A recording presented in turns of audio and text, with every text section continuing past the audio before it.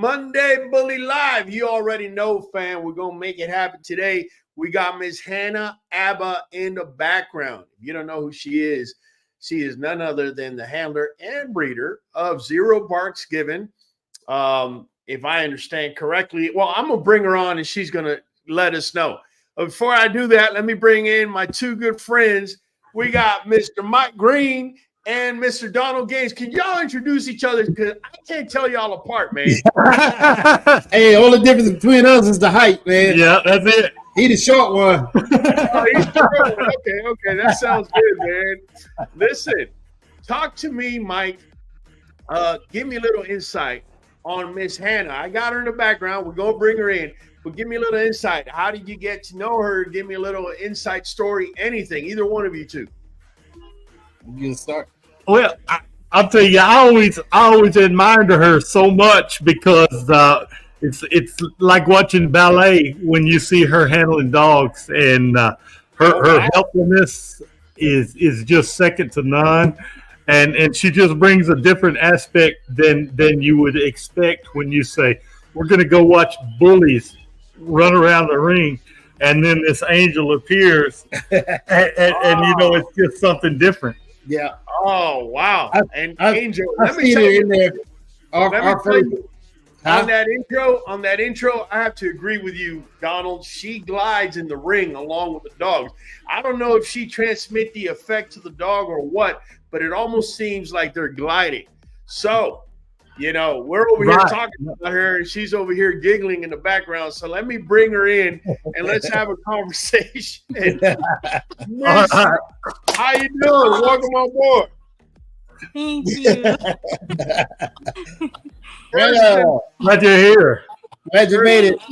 Yes, ma'am. First and foremost, where are you located? And talk to us. Give us the name of your kennel. Give us your dogs. Give us a little insight about you. All right, my name is Hannah Abba, and I'm presented by Hannah. And our kennel is Toy Soldier Kennel, but we work closely with SSS Bullies. And my husband is James Abba, but I'm presented by Hannah. All right. Excellent. How long have you been breeding? For some reason, we bred here and there just for ourselves, but we've been in this dog thing, especially the bullies, ever since the beginning, 2004.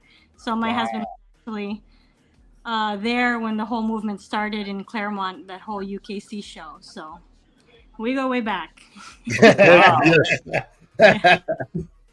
How about handling? Did you handle from the very beginning, or did you do breeding first? How did that come about? Well, when you start breeding, it's always you want to make money, right? Yeah. So I started actually all breed, so Labradors and Beagles and things like that, and that's where I fell in love with handling. So the person we got our Labradors from, they did dog shows, and I had no idea what dog shows were. I was in college at the time, and so I would skip class. I would go to dog shows. We would talk to some of the elite handlers, and Philippines has some of the best handlers in the world. Really? Okay. So yeah, I would talk to them, get some ideas, and it's not a poor person's sport, I mean, people who had purebred dogs really spent for their dogs. So that's where I learned a lot of what I know. Wow. They say I have a Georgetown Bully saying he saw you in action in May of 2007. Wow. Yeah. Georgetown Bully, man. Yeah. You've been on it for a while. Hey, we have a comment for these two in the bottom here. We have Christopher Holiday saying, Gaines Bullies, a.k.a. the Stack Kings. Where's the first? Hey, we need to come up with it. Oh, wait a minute. No. Georgetown Bully says not from 2007. He's saying with 7 or 007. Oh, 007. Okay. Confusing. Mm-hmm. Yeah. So let's bring your dogs here, and I want you to give us an explanation on each and just give us a little bit of insight, okay? So first doggy we're bringing up is this amazing dog right here. Can you talk to me about him? All right. Well, that's Grand Champion Zero. Well, international, national winner, Grand Champion Zero. He's also finished top 10. Actually, he's the number 1 dog in 2002. So he is the winningest dog for a year. He has 100 best of breeds, 91 best in shows. Yeah. So he's my little star over here. Yeah, he is. Yes. Yeah. And he was produced by Sam Leem. Mm-hmm. He was produced. Can you repeat that? I'm sorry, you cut out a little bit. He was produced by Sam Leem of SSS. Oh, okay. Mm-hmm. Yeah, wow. 100 breed wins, 91 best in shows. That is 1 year. I don't think that could ever be redone. Ms. Hannah, did you handle him all 91 times? I had some help. I bet the arm must have been tired by the time you got it. Oh yeah. Yeah. My husband actually, very small percentage. He handled him. When I couldn't get to a show or something, but most of the time it was me who handled him. Yeah. Wow. Let me make a quick pause, if y'all don't mind. We have Billy Illy, who just became a member, right? So we gotta show him some love.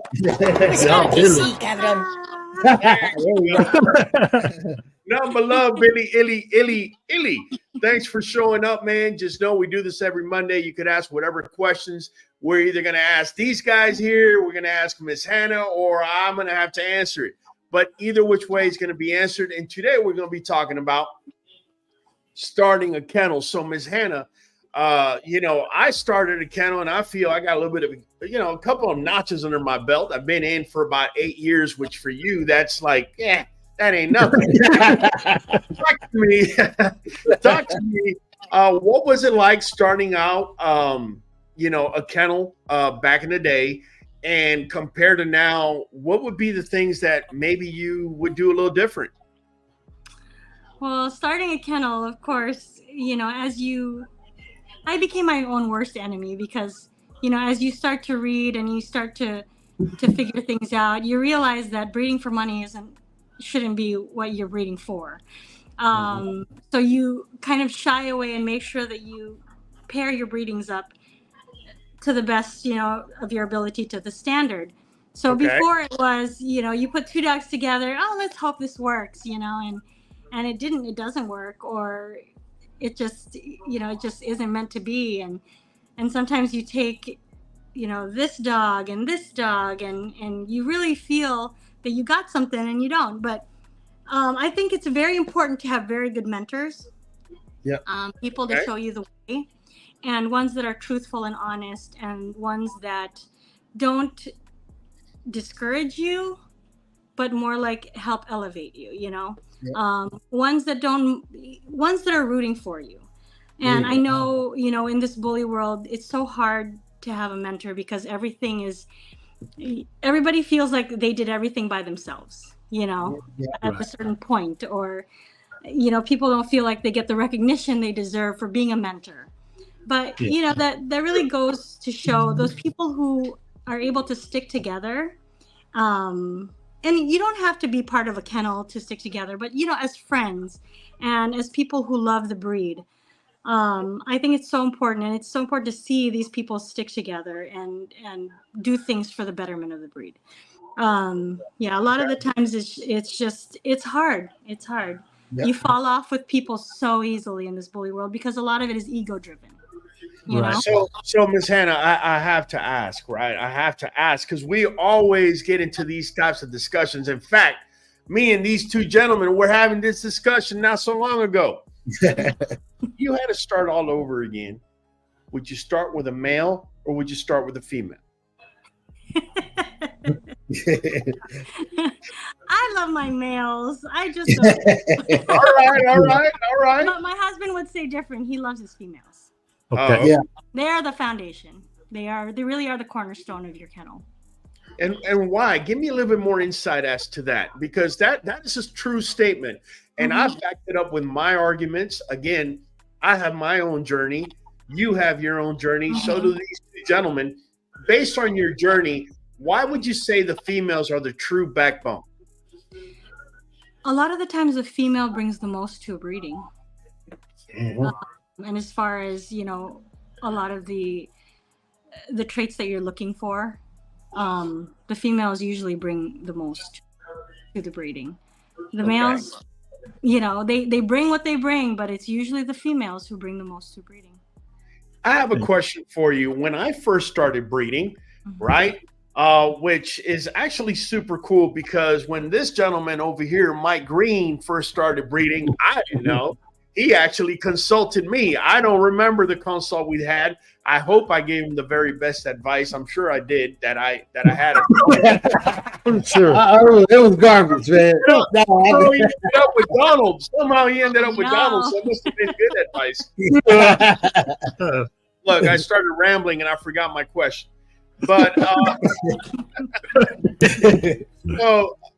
yes. So my question was this. When I first started out breeding, a lot of the breeders that I associated myself with were telling me that the females put the body and the males put the head. How true would you say that statement is? Give me a number from 1 to 10. Well, in this breed, it's so hard to tell, honestly. Okay.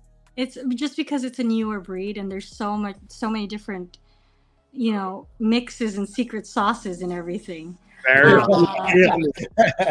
Absolutely. You know, I agree. You know. The secret sauce. The secret sauce. I'm gonna steal that from you. I'm gonna steal that from you. If they So sometimes you have to breed to what's in front of you. You know what I mean? But like you said, I can't say for sure, you know, but I do believe the females do definitely bring the body. That's what I believe. The body. That's what I believe. If you cornered me and you put a gun in my head, I would say 6 out of 10 times the female's putting the body, and the other 4 times is the male. That's just my experience from what I've seen. Let me ask you this. And now I'm gonna get to some tough questions, right? Because I'm putting it too easy. I'm working you in, right? I'm putting it too easy. So talk to me about the worst experience you've had since you started breeding. Break it down for me. Give me details. What was the worst experience you had? Let me give you an example of me. Worst experience I ever had. My boy Power. He was one pup out of 11 pup litter. Unfortunately, his mom had mastitis, and I didn't know. She was poisoning the pups, basically. And on day 17, I had, after every hour, literally, I had 10 of the 11 pups die. And the only pup that's that boy Power. That was my worst case scenario. I want to hear, what's your worst case scenario? What happened? Well, for me, I've been fortunate with actual good litters. So, you know, I think the worst thing was when one of our females, she's the most recent female. Her name is Gracie. She's a Luca daughter. She got Pio after Pio after Pio. And we tried to save it and we couldn't. And Jim spent a good $2,500 on progesterone testing trying to get her pregnant. So that was a huge heartbreak because that was our in with 0. She was the one that we got 4-0, you know. So but you know what? The universe gave us something else, and that's Miss Piggy. So there you go. Yeah. Piggy. So we got a silver lining. That's a big old girl too, ain't it?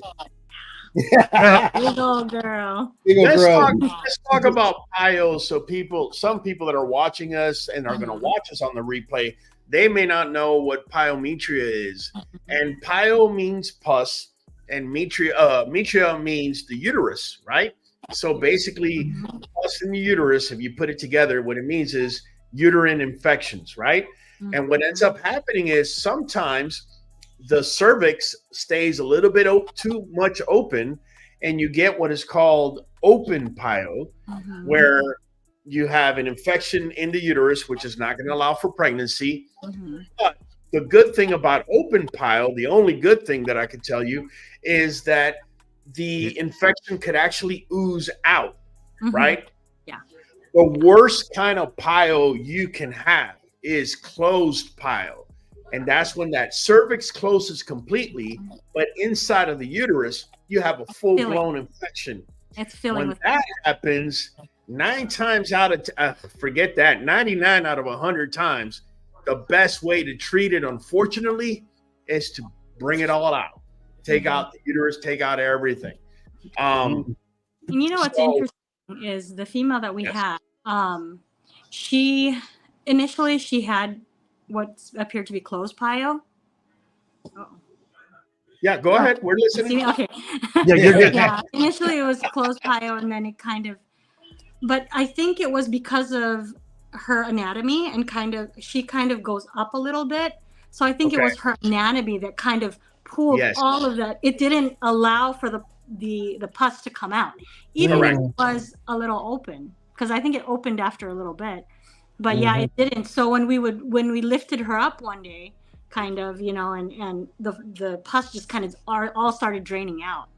So that was And then when you have that pus, it's the scar tissue. Even if you are able to get rid of the infection, it's the scar tissue in the uterus that disallows you to have pups too. The scar tissue, wherever the scar tissue grows inside of the uterus, an egg, if it implants there, it's useless. The scar tissue doesn't do nothing. It's just there to keep it all together. She's absolutely right. No nutrition. Yeah, there's no nutrition. Yeah. There's no. You want to get into start with the showing? Like somebody new. What advice you got for somebody that's brand new getting into showing dogs for the first time? Yes. Showing dogs for the first time? Yeah, yes, like training, huh? Just get in there. Gotta get in there. Let's say you just got a brand new puppy in your hands, and you feel this puppy is show quality. Yeah. What's the first thing that Miss Hannah Abba is going to do with that pup? Well, the first thing I'm going to do with that pup is let it play. Okay. You want these puppies to have a good personality. Okay. You don't want to. They say for every month, that's how many minutes you should work them a day, right? So I like that. I like that. I never heard that before. Yeah. So really overworking puppies can be detrimental to their psyche. Because I'm big on canine psyche and creating happy show dogs, happy dogs in the ring, because you want them to enjoy it just like you. They don't know what you're doing. They're actually doing what you want them to do. This is your fun thing. You understand why you do this. They don't. Yeah. So a happy dog is crucial. And I think the first thing I would tell somebody with a potential show dog is really keeping the dog's personality and making them happy and just allowing them to be dogs, Yeah. Miss Hannah, let me ask you this. I want to kind of touch up on what you just said. So we want the dogs to be happy. We're only going to work them based 1 minute as to how old they are. However, what sign would the puppy give me? Say I have a 4-month-old pup. I've been working with him for about 2 minutes. What would be, give me a telltale sign that even though I should work him for 4 minutes, immediately when he shows me this, I should stop immediately? Well, when they start showing disinterest. So when they start backing up because they don't want to do it, or they start, there's certain things that you have to show them, but not to the point where they get frustrated. You know what I mean? So if you have them walk on the leash, tag them a little bit, let them do their little tantrum, let them stop, and realize that it's okay that there's something around their neck. But you stop too. You don't have to pull them. Just hold it steady. So things like that, those all help the dog build that bond and that relationship with you. So that's the most important thing. Once they start becoming disinterested, once they start, cowering, running into the corner because they don't, they don't want to do it, and you're making them do it, then, and once you get frustrated, that's when you stop. You have to stop. Because you get frustrated with puppies not listening. You know, Yep. I do sometimes. Yeah. And when I start to, I just like, okay, we'll leave it for another day, another time. Yep. Hey, It's Hannah, I had a quick question, Hannah. Hey, if someone brought you a 9-month-old puppy that had never even walked on a leash, what kind of expectations would you have until you could reasonably expect to take that dog into the ring? It depends on the dog. So some dogs have peppy personalities, so it's easy for you to show them the way. It takes a day with those dogs. Some dogs are more timid, so it takes a little bit longer, so they have to build that trust with you. But once you put that lead on, when you get that dog the first time, they'll probably back up, they'll probably buck, they'll probably do the alligator roll, Little tornado. Yeah.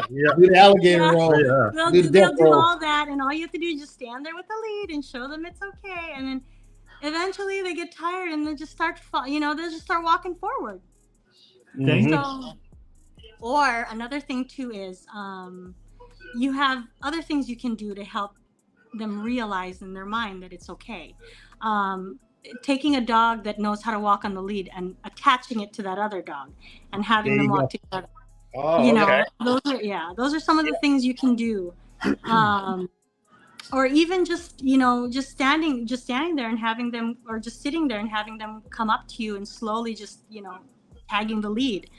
Yep. Those are all easy things that you could possibly do. That's exactly what I do with a new pup.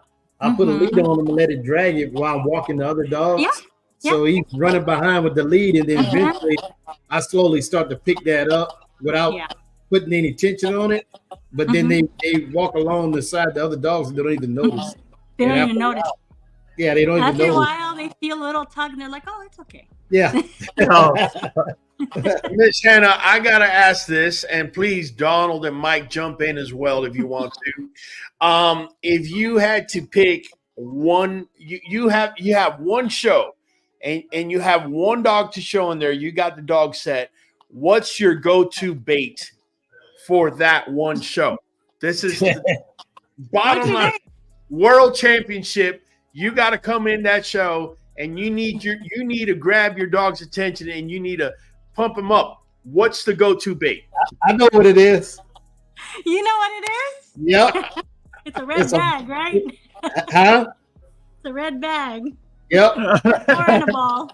A ball. Yeah. So I have two things. Well, two of the things is one is Stella and Chewy. I love Stella and Chewy. That's freeze-dried raw. And then the other thing is the tennis ball. Tennis ball is my favorite. Yep. Wow. I've had dogs that the flirt pole with the little toy at the end. I've had that.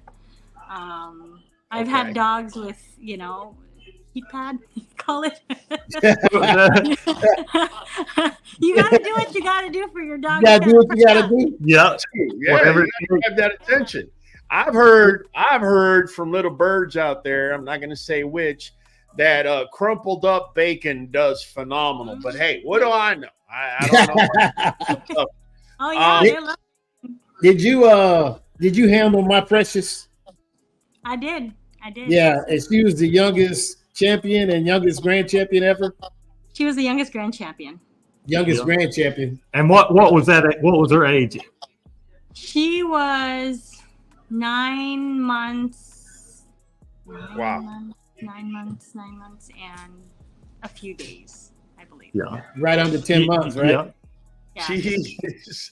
When did she start? At 6 months? Something at 5 like that. months? She champ quick and grand champ quick. Yeah. Yeah. She's one of them dogs you just gotta hope they hurry up and get out the way. Sure, everybody's rooting for him. Already. Yeah.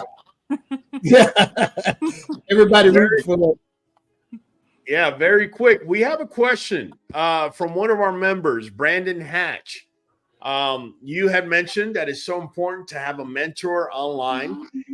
Brandon Hatch is saying it's so hard to find the right mentors, especially if you're trying to do things the right way. People will lead you in the wrong direction on purpose, like you pose a threat. So, number one, is what he's saying true? Have you seen that? And number two, why do you think this is happening? Yeah, I've seen that, and it really is unfortunate that our community is like that. You have people who it just comes down to character, Right. You don't have to look at the character of the person. You have to look at, a lot of the times the people who have been here the longest are the ones who are able to weather all that. So typically those people are the ones that are pretty decent to listen to, which means they haven't had a lot of people fighting with them. You know what I mean?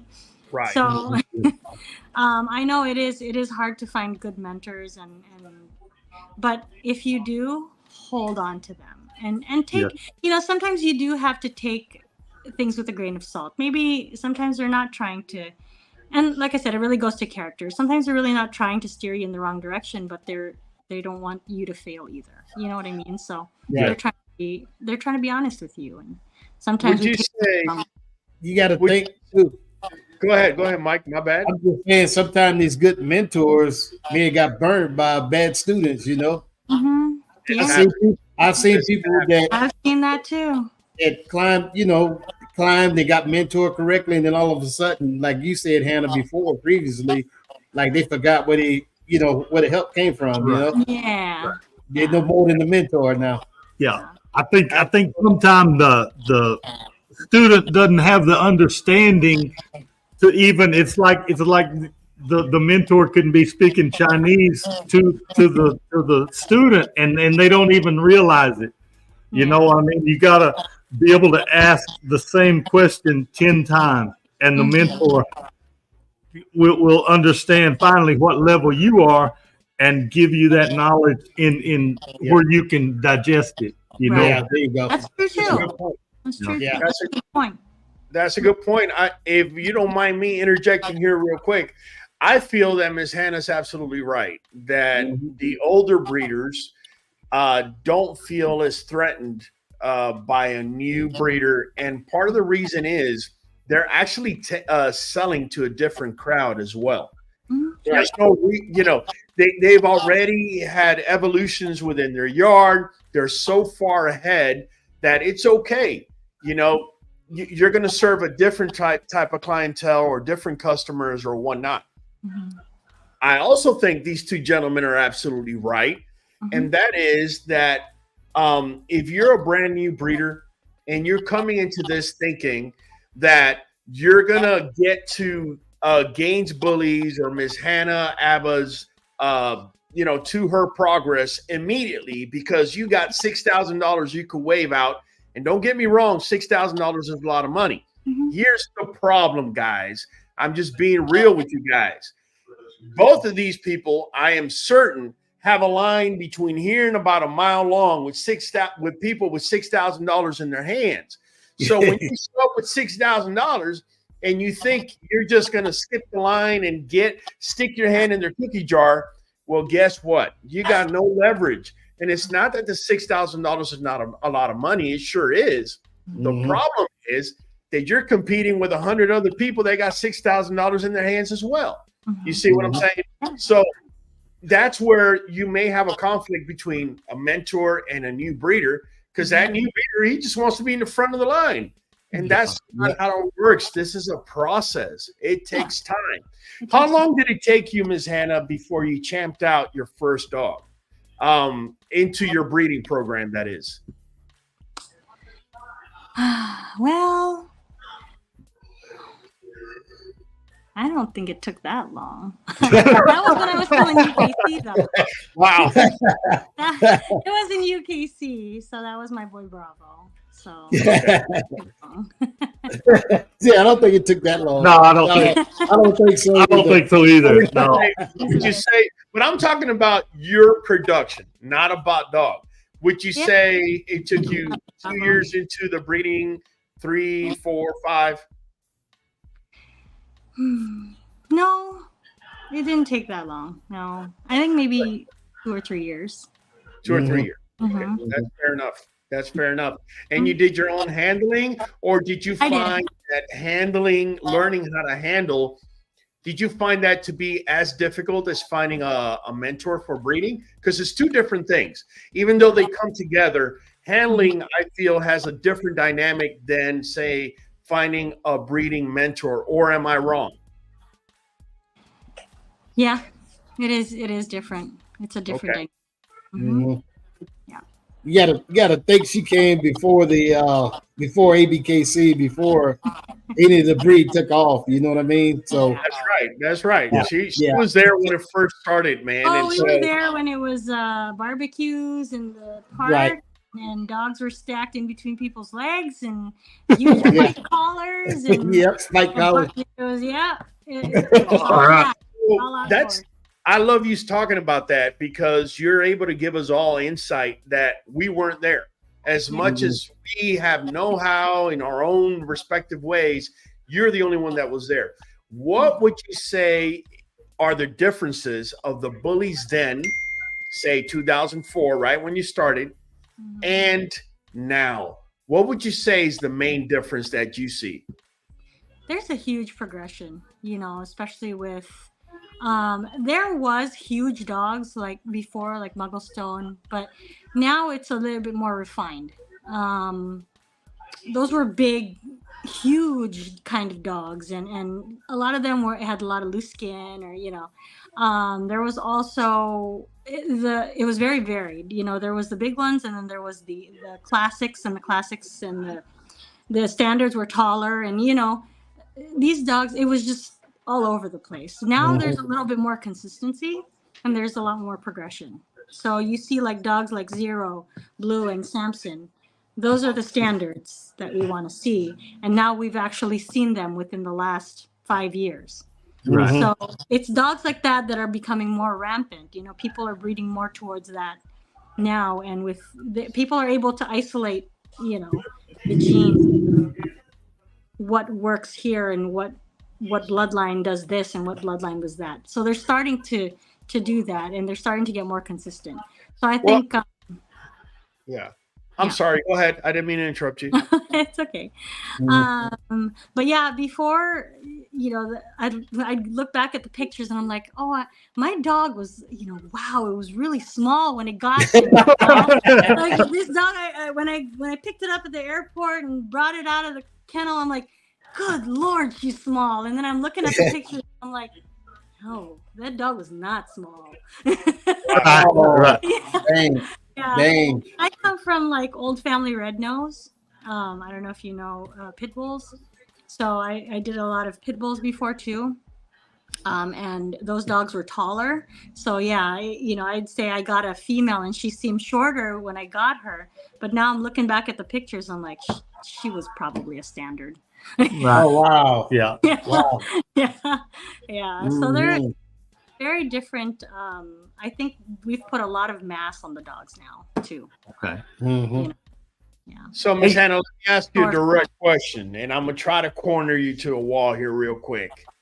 Do you do genetic testing for your breeding, or do you just breed like old school had to, because they didn't have those tools accessible, based on phenotype and going from there? How do you do it?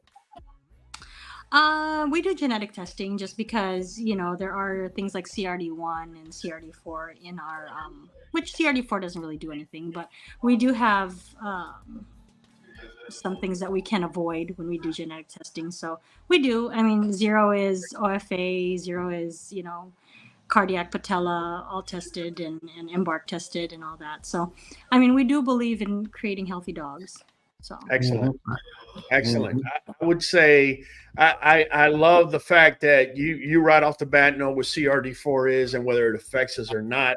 How important do you think CRD1?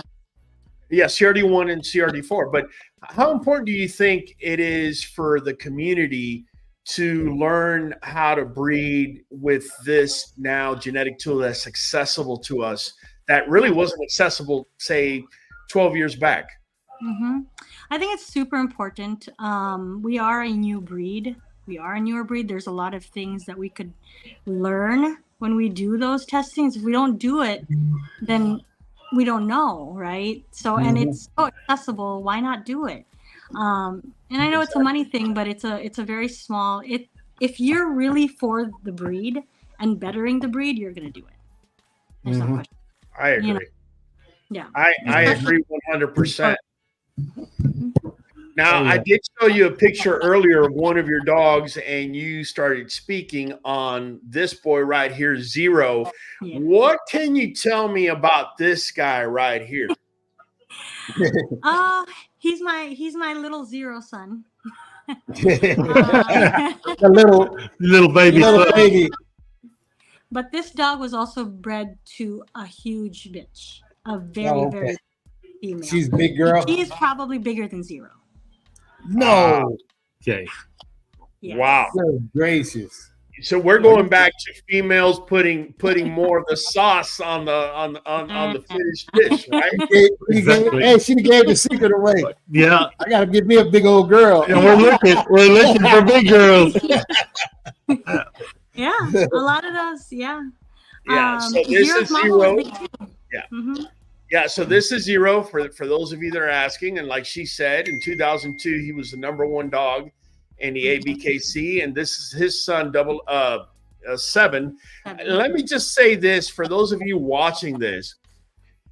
You may get the perception based on this picture that you're looking at a pocket. I'm letting you know right now, this is no pocket, not even close. He's 100 pounds. Yes. Talk to me. Give me some specs on this boy. What's the head and what's the size on this? He looks more like a machine than a dog, to be honest with you. Talk to me. I'm not sure how big his head is. He's in the upper, I think 27 is probably, or 26 around there. Wow. I don't know. Okay. But I would say 27. Yeah, probably. I think he has a bigger head than Zero. But yeah, he's bigger than Zero. They're both monstrous dogs. It's just 7 he has that really pretty look about his face. And he has huge shoulder, huge neck, massive, just wide dog. So, and he can move too. Like he runs, he's not broken. So, Right. And big rear, thick rear. So he's a beautiful Zero son that we couldn't be happier that is his kid. He actually was, when we first saw him, I saw him when he was a puppy when they picked him up, when Dina and Roger picked him up. He was 7 pounds. 7 pounds? 7 pounds, and he was like at how many weeks? I think it was 11 weeks, 9 weeks, 10 weeks. Wow. So he was tiny. No way. I remember. Are you serious? And I said, my words were, he's the one. Watch out for him. I don't know what I was talking about. He was gonna be huge. God, gracious. Was he the runt? Yeah. I don't think he was the runt. No, he was a preemie. He was a Do you preemie. have that scale? Yeah. He just didn't grow as fast as the others, I guess. Didn't Yes. didn't get to the milk bar fast enough. Yeah. Donald say you probably need to get rid of that scale. We put him on there. He looks like 7 pounds, guys. Wow, man. From He was 7 scrawny. pounds to that. Okay. Yeah. I think he was like 18 inches and tall, and then I think he's like 18 and a half. He's wide actually or something like that. 17. I think 17. 17. So Yeah. he's wider than he is tall, basically. Yeah. Yeah. Golly. Yeah. Because Zero's 17 inches and he's about there. He's about right there. Okay.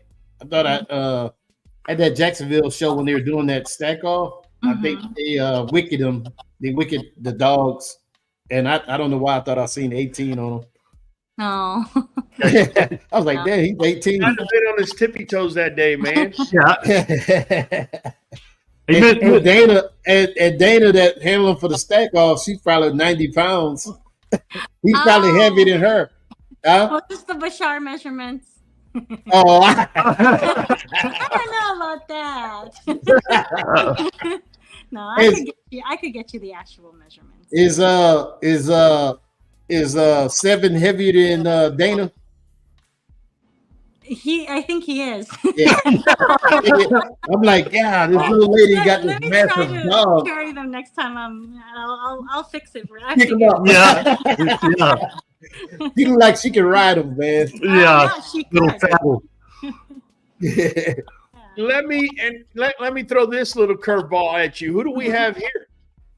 All right, that's our new girl, Miss Piggy Pigs. Woo. Her name is Piggy Piggy, Bank. I love the name. Love the name.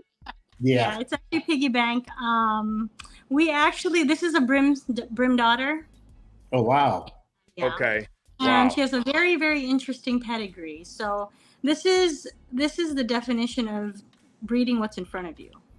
Okay. So Okay. she was bought for $0. And I think her pet is very interesting because she has Brim on one side, the Brim daughter, and then the other side is Miyagi in the back, Mm.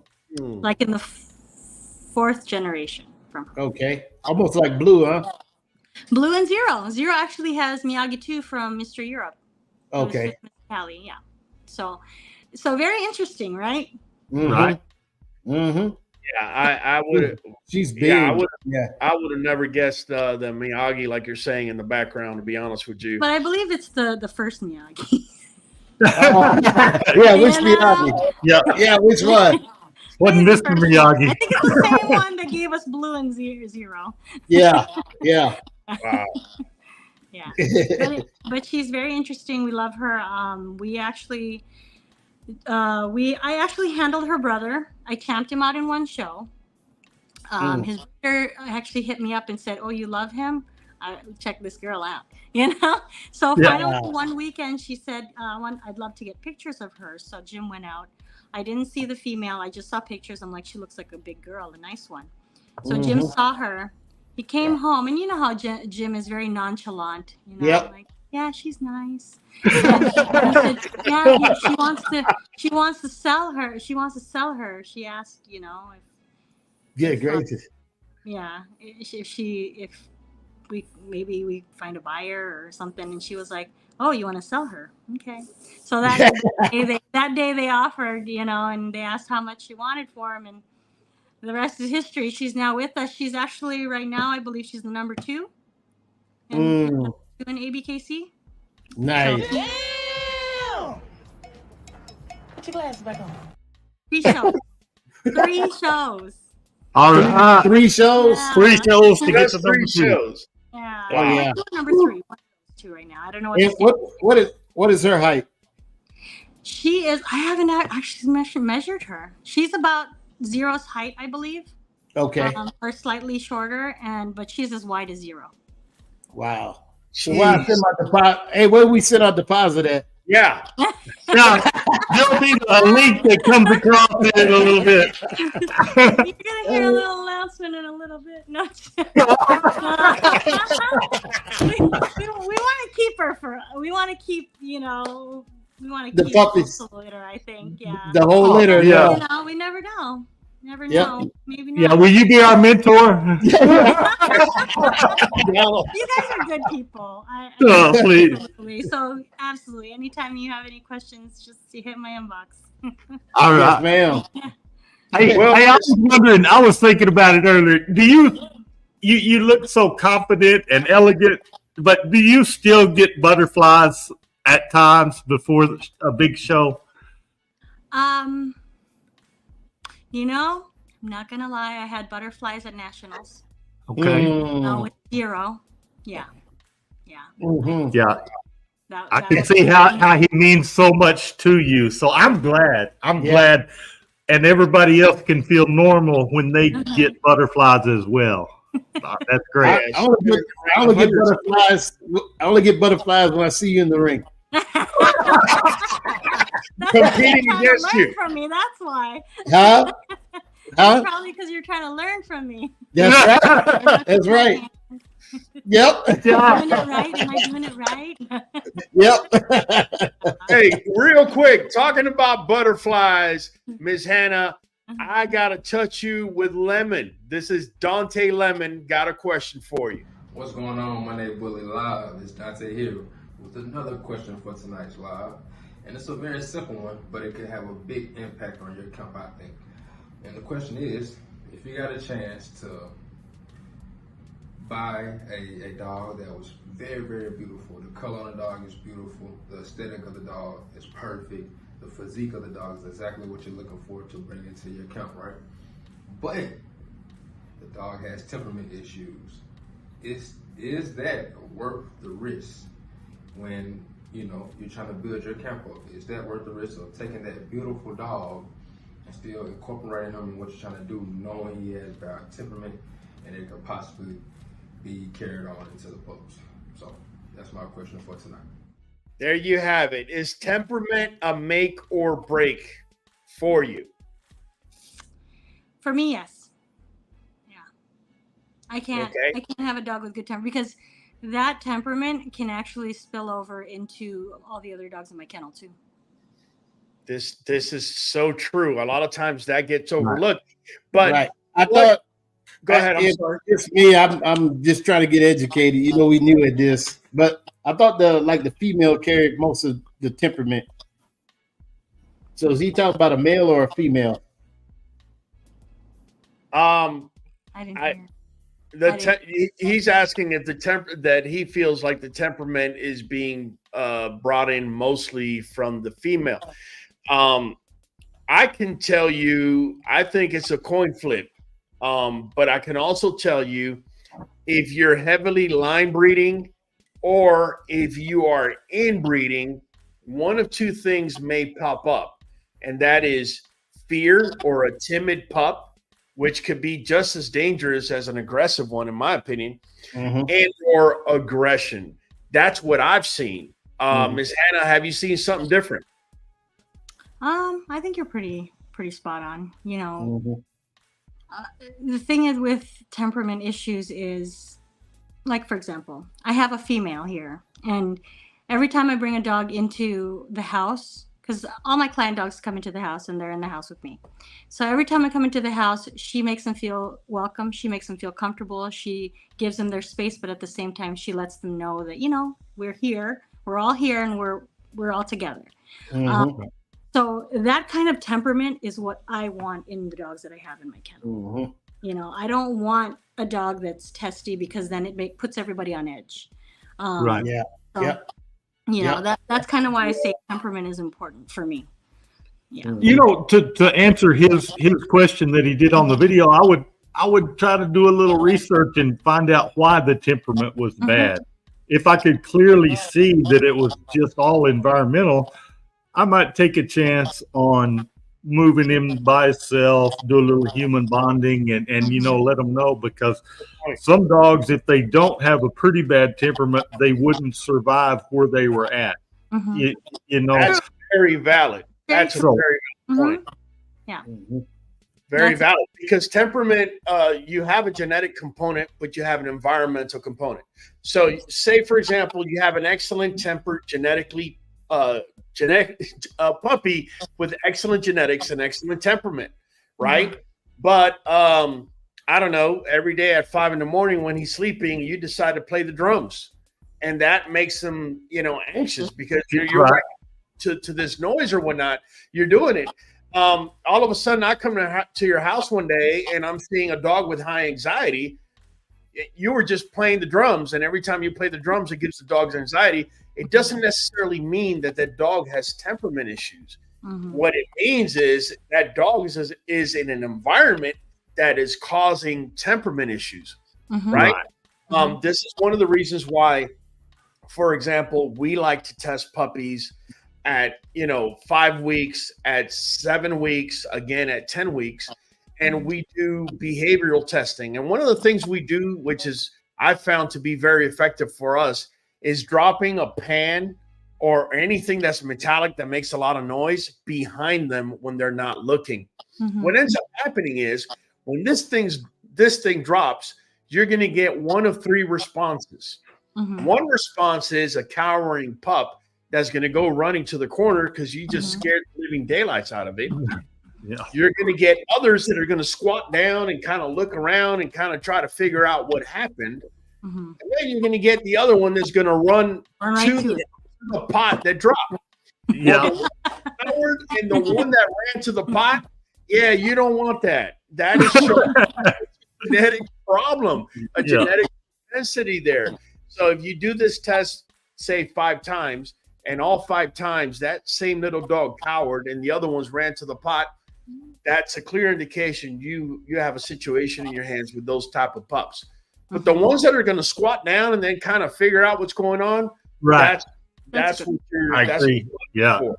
Yeah. Let me see here. We got some responses out here. Saralta says, like male and female contribute to temperament, but female more since she raises the pup. Wow. What do you guys think about that? The rearing of the pups by the mom. Do you think that affects temperament? And if so, how? I tell you what, on Betty, man, when she had her first litter, I was rubbing her belly, man, and just trying to make her happy as hell. And I was telling Donald, you know, I want her to have real happy puppies, man. Yeah. And it worked out that way. You know, she stayed happy the whole time she was pregnant. So, and that's the theory on every female that bred. We rub it on their bellies, and you know, because they when they're pregnant, they lean on you and they're extra affectionate. So you just reciprocate that and just put them super happy. And I don't know. I don't know if it's a fact, but we got happy puppies. I border on insanity in what I think about this, because I think that mama that was raised in a stable environment, loved on, cared for, I think that leaks down into the DNA of the puppies. You know, they say it doesn't take a fox held in captivity long to go back to just, you know, wilderness level rage. And I think it happens before you know it. And I think I don't want a new puppy from a mother that was raised in instability and you know, she's just not a loving dog. Mm-hmm. I think it's a valid point. I think if you have a mom that's immature, that's another reason why you don't want to be breeding immature bitches, aside from physically not having the milk and whatnot. But I feel if you have an immature bitch, she's immature in nature. So she's not going to be able to maybe correct in time. Maybe even she may be even putting the pups in an anxious type of state without even knowing. Because when I first started breeding, I had a couple of immature bitches. They wouldn't want to go and give milk when they had to. And if they did, you know, there wasn't too much bonding and that sort of thing going on. Can that affect the pup? I would totally agree. I would totally agree with that. Mm-hmm. Yeah. Real quick, we have a question for Gaines Bully out of George Barron. He's saying, Gaines, can you show a pocket dog with a gay tail in the ABKC? Have you seen this done before?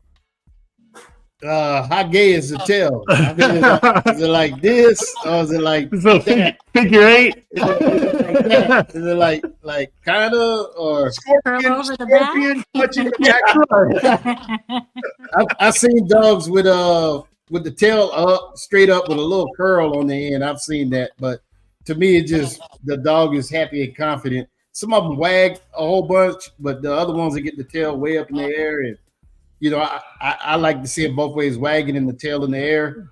I've seen gay tailed dogs in the ring, and it's a what they said fault. It's a fault. It's a minor fault, isn't it? It's a minor like Westy or stiff stifle. With gay tails, there's 2 types. There's the challenged tail, of course. Yeah. Mm-hmm. And there's a gay tail, which when they're relaxed, they don't pull it down, you know. Right. But the gay tail, you know, some people when judges look at it or when they think about it, they're like, okay, is this dog's breed type? Is the gay tail overshadowing the type or whatever it brings to the table? You know, right. Whatever its attributes are. You know, and sometimes they have to think of that. So sometimes gay tails are the least of theirs. It's a beautiful dog. Everything else on the dog is beautiful. Everything else on the dog is in standard. But then you have the gay tail. You know, I mean, what are you going to do? And then you have another dog here that maybe lacks a lot of breed type. You know, more dog. And then are you going to pick? Which one are you going to pick? Which one are you Yeah. How does I don't somebody? think Oh, Oh, go ahead. no, I was just curious on how somebody find training for the dog, or where can they find out? If they want to do it on their own, how to train a dog for the ring. Okay. So what I do is I go to confirmation classes, and they usually offer these at UKC kennel clubs in a lot of in the cities, like the bigger cities. I think even you just have to Google search UKC confirmation class, and it'll pop up. So there's a lot in Dallas. There's a lot in Houston. There's just and then you just go, and it's like probably $10-15. To join, and essentially what it is, and this has worked the best for my dogs. That's why the dogs that come to me are the most ready when they go into the ring. Is I bring them twice a week to the class. So it's essentially a mock show. So you have a judge. So they're looking at the bite, they're feeling the dog, and these are seasoned people in the show ring for UKC or AKC. So they touch the dog. They get used to being fondled. They get used to being, manipulated, and they get used to having other dogs in the back and in the front of them. So this is where you work out all your kinks with the dog. This is where you get comfortable. Yeah, and I guess those are the shows that are most helpful. Those things that are most helpful that you can do with your dog. Nice. Oh yeah. Confirmation class. Search it in Google. Yeah. So let me ask you a tough one, because we've been on some easy ones, right? So I gotta toughen you up for the crowd here.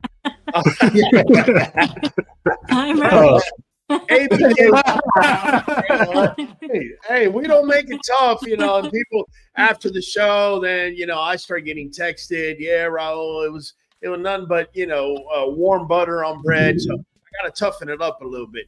So here's a question for you that I've asked all of the other people that we brought on, from a scale of 1 to 10, 10 being perfect and 1 being completely,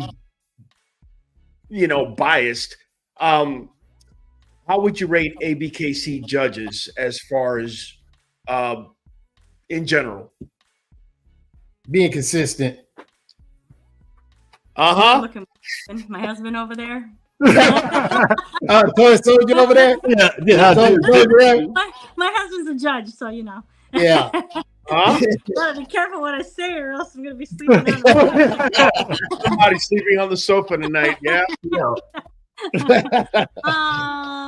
I feel the ABKC, when it comes to the bullies, the ABKC judges are the more consistent than Okay. But I feel that there are some judges who prefer a certain. There are some judges who go towards the extreme. Okay. There are some judges who go towards more of the standard, and there are some judges that go more towards they like the movement. And typically, when movement, it's usually more of the classic. Classic. If you had to grade it from 1 to 10, 10 being perfect in your mind and 1 being completely biased, what number would you give it? The judges being consistent, right? That's what you're asking me, right? Right. Yeah, being fair, consistent, making the right choices in your mind. From 1 to 10, what would you rate it? I feel they're about a solid 8, probably. Yeah. Okay. Fair enough. I'll say that. I think the worst thing for me, the worst loss I ever had is that a dog that wasn't prepared in the ring. We're in there and their dog is not prepared. They're dragging the dog across the ring and just untrained, and then that dog get the win. And I don't mess with the judges or ask questions, but I had to ask that time, and because I thought it was a dog show. But his answer was, if Hannah was on the dog and the dog was trained, it would have beat your dog. So So you really say that. They didn't say Hannah. I was gonna say, Sprinkled that in there. I just put a little sauce on it, but wait they were a saying, minute now. yeah, You if might they be had giving a, the wrong impression here.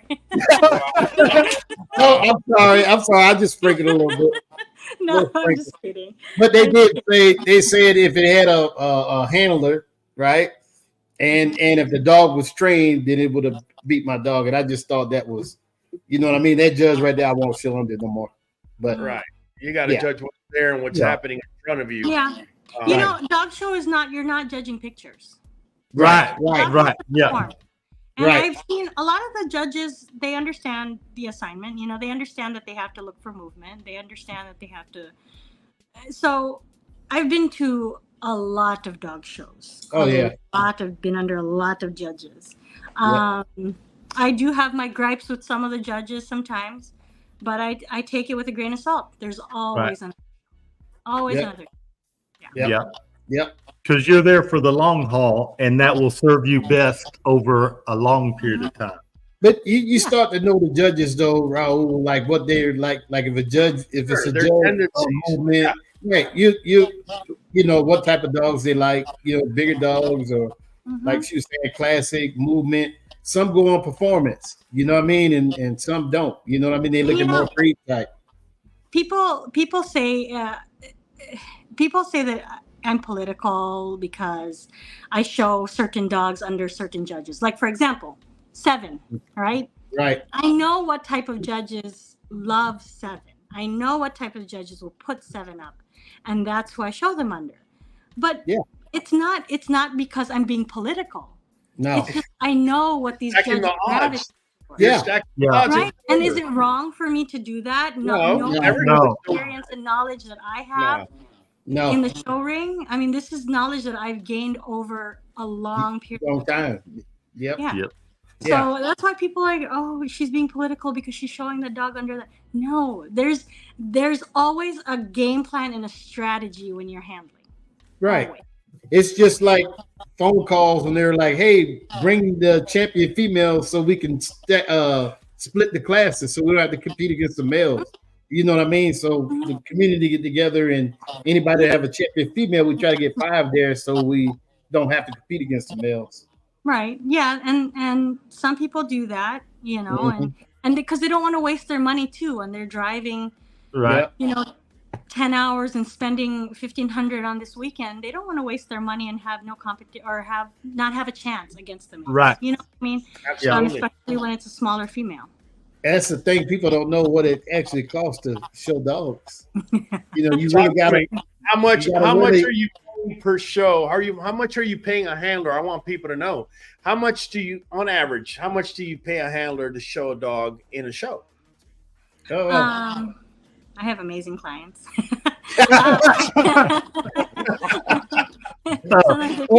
I even ask, which is great.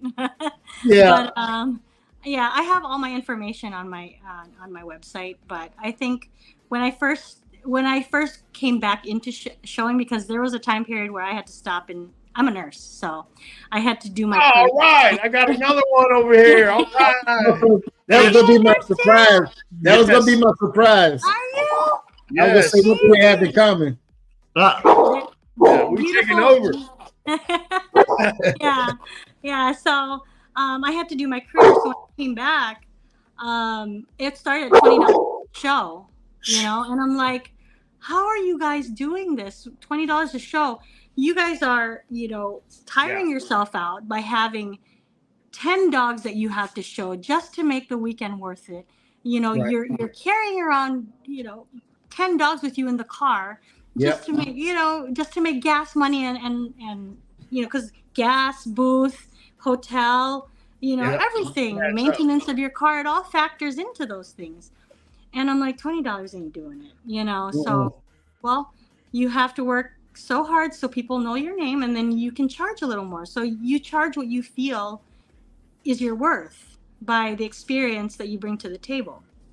But now, I mean, I charge, it's on my website, it's no secret, I charge $50 a show. And that allows me to be able to focus on the clients that I have. and really give them the time of day and not overload. How much do you think your presence can influence the judges? You come to the ring, Joe Blow has a dog, first time to show him or whatever. He pays you $50 and you go in the ring. Let's say the dog, from a scale of 1 to 10, all 4 of us here rate him as a 6.5. Let's just throw that out there. How much do you think the handler could either raise or bring down that dog? I think the handler can really raise the dog and elevate the dog, especially if you understand the different steps in the show ring and when to best show the dog. So people look at me, they're like, oh, she's just standing there with the dog. No, I'm looking at the judge, I'm looking at my dog, and I'm getting ready, and I know exactly the time points I need to actually make the dog look its best. So I think with a good handler, and especially if they work well with that handler, you can elevate your dog leaps and bounds. So that 6.5 can become maybe an 8.5, would you say? Probably. Because that experienced handler is going to hide the flaws, especially on the stack, not on movement. I get that. But on the stack, you might put your knee underneath so the dog doesn't sit. You might be able to stack them in a way where the east-west is not showing, or the cowhawks. Am I saying the right things? Do you agree with what I'm saying? Yeah, I agree. Okay. I agree. I had that. Oh, wait a minute. We got a giggle. We got a giggle from Mike. What are you giggling about, Mike? You ask Hannah's influence in the ring is like Michael Jordan stepping in the ring with regular people, man. Yeah. Hannah don't get just average dog, a 6 dog. So you're going to get a top-notch trainer, handler, connector. I mean, she got the clients to bring her dogs. She's not going to accept no dogs that don't have that type of potential. Get them out of there quick, and she's on to the next one. But I mean, her influence in the ring, you're going against. Hey, but she earned it. She earned it. She's earned it. Right. Yeah, that's what I was going to say. We got 3 questions, and then I'm going to ask a question for all of us here, right? Mm-hmm. Real quick. Christopher Holiday is saying, is an underbite a major or a minor fault? Minor. Depending on the underbite. On how bad the bite is. Yes. Right. If it's sticking out like a drawer, you might as well hang it up, right? If it's half an inch or say it's visible, it's a DQ. The jaw is right. Yeah, it's a DQ. I don't think it's a DQ, but it's not a. I don't think it's a DQ. It's not a desirable trait. Rye jaw is. Mm-hmm. Yeah. Well, sideways. And we got Teray Thompson saying, y'all ever heard of giving a dog alfalfa to help strengthen the pasterns? We already using Nuvet, by the way. I'm never giving alfalfa to my dogs, but I will say this. One time in Tractor Supply, I went to buy hay, and there was no hay, so they had alfalfa packs. I did buy alfalfa packs, and I did notice my dogs all of a sudden started eating the alfalfa there. But I didn't notice any changes in the pasterns. Anything you guys have? No. No. Vitamin C usually tell us. I'll breed. Vitamin C? Mm-hmm. Vitamin C, yeah. Like ecstasy. Yeah, it allows for more consumption. That's one of the things as a Nuvet. It's got higher vitamin C along with minerals that are going to help the bones and the soft tissue, guys. Real quick, before we mosey on out of here. And I'm going to start this way first, right? Because women rights, women are fair and they're equal to men. So she doesn't have to go first. We're going to go this direction first. What is the worst thing that you've ever seen happen in the ring while you were competing? Mike and Donald. I say I never seen a man win nationals. I say it's a woman-dominated sport. I've been giving this guy pointers one day, and he brought his dog in there, and his dog turned around and bit the judge, and I was like, "Oh, I didn't factor that in," you know.